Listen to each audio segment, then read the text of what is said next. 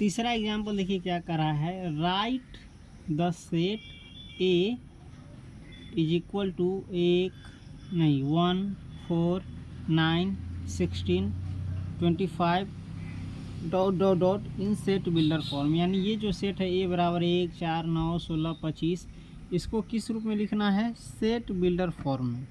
तो set builder form में हम जानते हैं इन सब का जो एक गुण होगा उसको हम लिख देंगे, बस हो गया।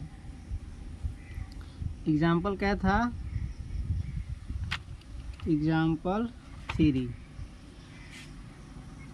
वी में राइट द सेट एज, लिख सकते हैं वी में राइट, यानी हम लोग लिख सकते हैं द सेट ए एज। कैसे लिख सकते हैं, ए बराबर, ये जो सेट ए बराबर दिया इसी को हम लिख सकते हैं ए बराबर द सेट ऑफ, इसको पढ़ेंगे the set of all x, x की जगह पर आप कोई भी इंग्लिश का अक्षर लिख सकते थे छोटा, the set of all x such that x is the square,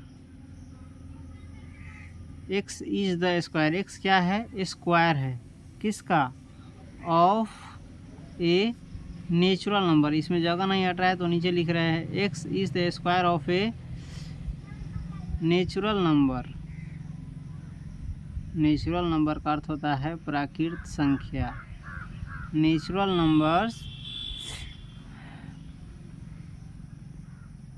हो गया, क्या है, ये स्क्वायर ही तो है ना, एक का स्क्वायर 1, 2 का स्क्वायर 4, 3 का स्क्वायर 9, 4 का स्क्वायर 16, 5 का स्क्वायर 25, 6 का स्क्वायर 37, यही ना है, ये क्या है, नेचुरल नंबर यानी प्राकृत संख्या का स्क्वायर है। तो वही लिख दिए ए बराबर all the set of x such that x is the square of a natural number, हो गया।